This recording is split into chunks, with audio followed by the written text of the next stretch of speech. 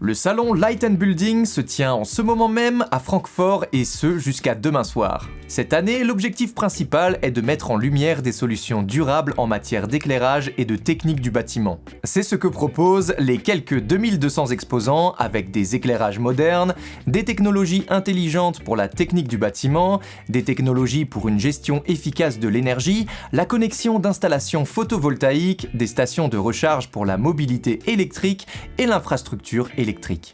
Ces innovations ont le potentiel de réduire considérablement les émissions de CO2 de plusieurs millions de tonnes d'ici 2030. Avec une participation internationale de 77%, le salon de Francfort attire des entreprises du monde entier.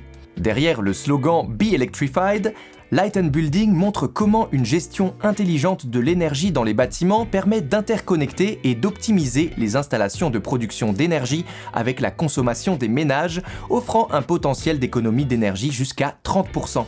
Le salon aborde également la croissance de la mobilité électrique, soulignant l'importance des points de recharge dans divers environnements urbains et résidentiels. Parlons à présent d'un sujet qui nous concerne tout particulièrement, à savoir l'intelligence artificielle. Il y a quelques semaines, nous vous avons présenté Firefly, l'IA créée par Adobe pour générer des images, et plus récemment Sora d'OpenAI qui permet de créer des vidéos très convaincantes. Eh bien, le Conseil suisse de la presse a publié des lignes directrices concernant le recours à l'intelligence artificielle dans le travail journalistique, qui traitent principalement de l'emploi d'outils générant du contenu comme des images, des vidéos, etc. Il y est stipulé que les contenus générés artificiellement ne doivent jamais pouvoir être confondus avec la réalité. L'usage d'intelligence artificielle doit être indiqué, comme nous l'avons toujours fait, et continuerons de le faire. C'est vrai que l'IA peut intriguer, questionner, inquiéter même, mais il est indéniable que dans le monde de la technique du bâtiment, elle peut faire avancer considérablement les choses, que ce soit en termes d'efficacité énergétique, d'automatisme et même de santé et de bien-être.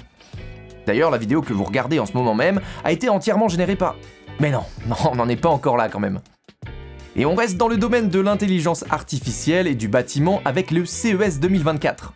Le CES, c'est le salon high-tech qui se tient à Las Vegas tous les ans et qui présente les dernières innovations technologiques dans les domaines de l'électronique grand public, de l'automobile et de l'industrie.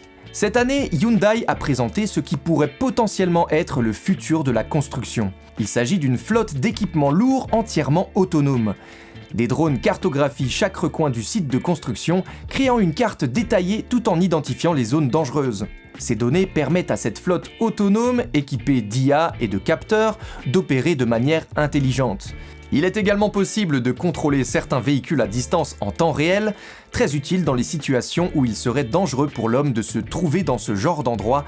On parle ici d'opérations de minage délicates ou bien de nettoyage de zones dangereuses. Ils ont également présenté un projet zéro émission qui consistera à exploiter les énergies renouvelables, les prélever, les stocker et les transporter grâce à des véhicules autonomes pour ravitailler les différents véhicules et créer un cercle vertueux. Et en tout cas, nous on suivra ça de très près, c'est certain.